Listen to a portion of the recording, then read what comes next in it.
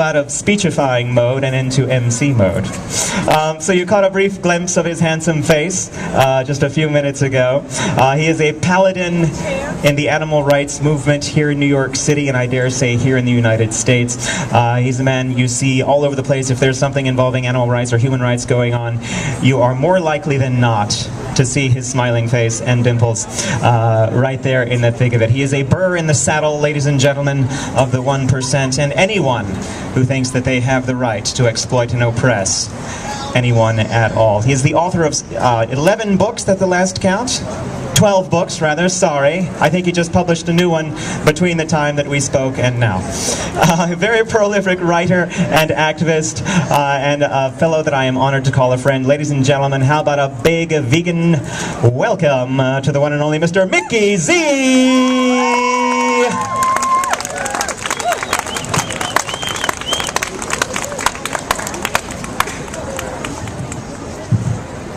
Hello again. Let me begin, as always, by saying peace and power to all species. My name is Mickey Z, and I'm here to recruit you. But first, I want to say a big thank you to Pamela Rice for all the work she does every year to make this happen. How about a round of applause for Pamela Rice? And I'm grateful for the opportunity each year to be here in the historic Union Square Park, where over 100 years ago, standing right here, was a woman by the name of Emma Goldman. Can I get a raised fist for Emma Goldman? All right. Now, we are here united in the name of collective liberation. We are united in the name of holistic justice. And since I've been right here last year, we've had some progress. I know that the animal rights movement here in New York City has grown. The number of vegans nationwide has grown. A movie like Blackfish has brought the topic of animal captivity into mainstream living rooms. And we've made progress elsewhere, including on the carriage horse industry. And I dare say that next year when I'm standing here, there will be no carriage horse industry in New York City. But we got to stay on them. We need you out in the streets. Unfortunately, there's a lot still going on. Because since last year at this time, roughly 1 trillion of our fellow Earthlings have been killed for food. The oceans are still being overfished. The forests clear-cut. The pace continues. The industry that is killing this food, the meat and dairy-based industry, consumes and destroys 1/3 of the planet's land surface and is the #1 source of human-created greenhouse gases, which translates into climate change. So obviously, we have a lot more to do. And I'm glad to see you guys came out here despite the rain. Because we can't afford to take a day off. We need to have commitment. The type of commitment demonstrated by the great Bob Marley back in the 70s when there was a politically motivated assassination attempt on his life.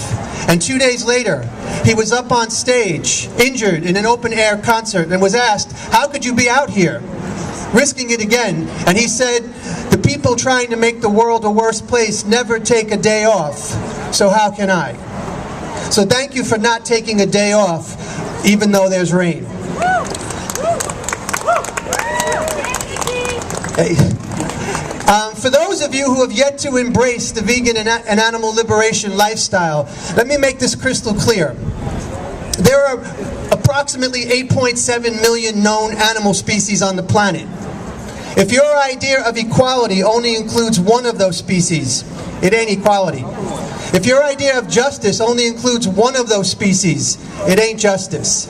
And if your idea of liberation only includes one of those species, it sure as fuck ain't liberation. And this isn't a matter of choosing animals over humans or humans over animals. That is the classic left-wing excuse. I like animals, but I'm too busy helping humans. And we know it's a bullshit excuse.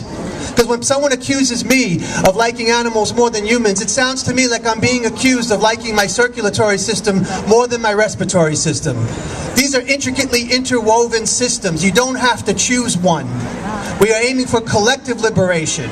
However, the non-humans on the planet cannot play a role in changing anything. They have no say in how we humans behave and how we humans create our culture, yet they pay the highest price of all. So therefore it becomes our obligation to look out for them a little bit more, because they can't change society, only we can change society. Now, you guys with me? As I said, what it comes down to is reconnecting with the natural world.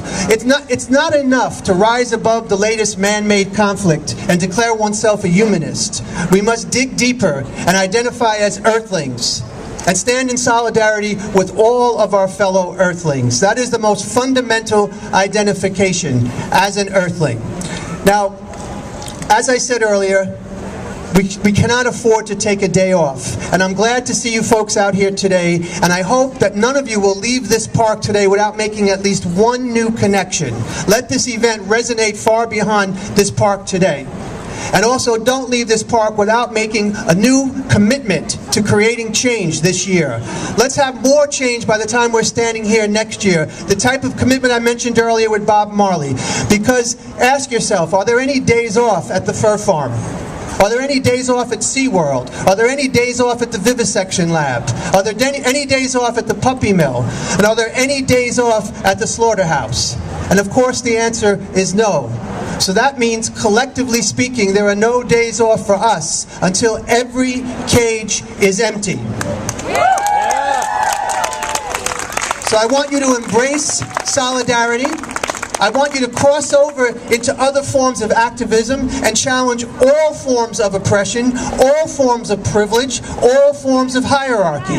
We must unite our battle against speciesism with the battle against all other forms of hierarchy. And to those who are fighting only involved in human hierarchy, let me remind you, if you don't embrace the struggle for speciesism, you will get equality. It'll be the equality of extinction.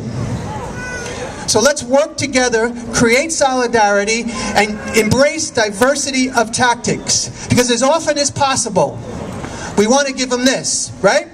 As often as possible. But sometimes, you got to give them this. Say peace and power to all species. Thank you for being here.